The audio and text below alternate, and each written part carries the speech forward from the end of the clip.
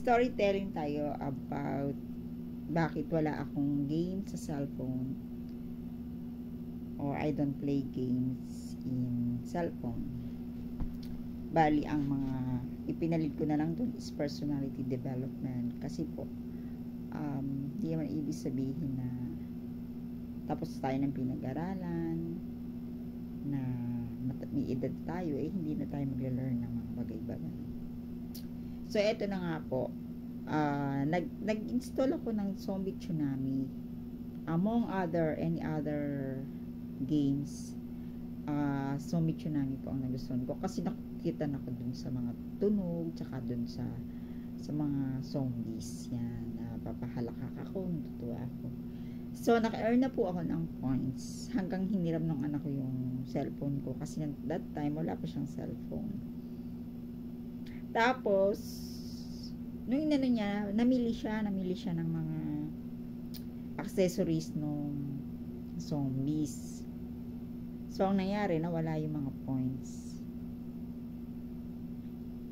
Hindi ko naman po alam yung mga ganon-ganon.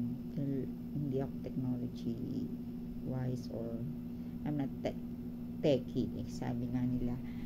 So, nung tingnan ko, nawala nga yung points. Hindi ko alam kung nasabay yung pagkakasabi niya na ginastos ko yung points mo kasi bumili ako ng mga accessories. So, parang baka po nasabay lang yung mga problema ko dun sa sinabi niya. Nagalit po ako na as in totoong galit ba't pinapakailan mo yung games ko, ganyan, parang ganyan. So, na-realize ko, tanggalin ko na lang yung app kasi dahil lang sa laruan na yun, dahil lang sa games na yun, napasama pa yung loob ko, tapos parang sumama yung loob ko sa anak ko, yung gano'n, parang nasabi pa ata hindi maganda. So, nag-start doon na, no, ayoko na ng laro, ayoko na ng game sa cellphone ko.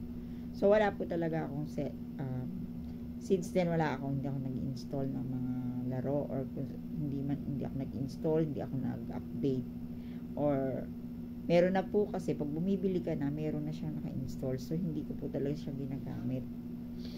So, ayun po.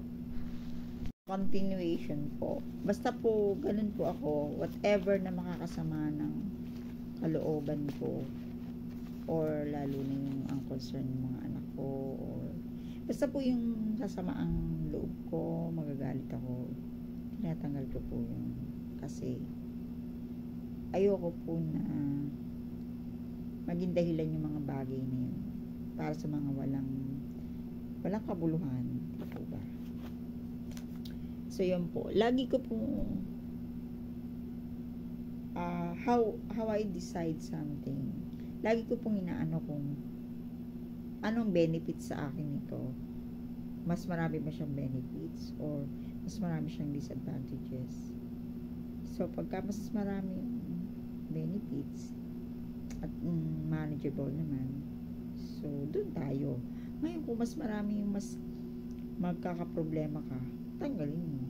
Ganon. Kung hindi na, parang hindi na siya makakabuti sa'yo, sa mga taong nakapaligid sa'yo. Ayun po. So, sharing thoughts lang po or mental sharing. So, kung ano man ang tawag natin dyan. I love storytelling kasi sabi nga doon sa isang quote we don't need successful people. We need storytellers. Ano pa ba yung mga nandun? So, yun, nalagay po sa isip ko na, masarap kasi nakakita naman, nakakabasa ng mga stories We're not addicted, pero maganda po yung mga stories na nakaka-inspire, masaya, yan.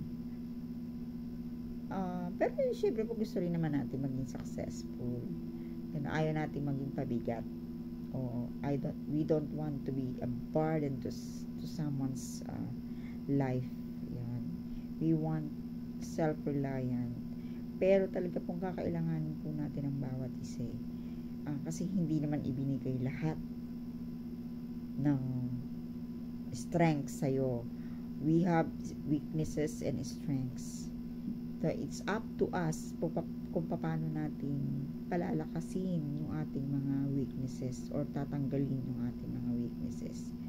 Pero as human beings po, we are not, totoo naman yung we are not perfect.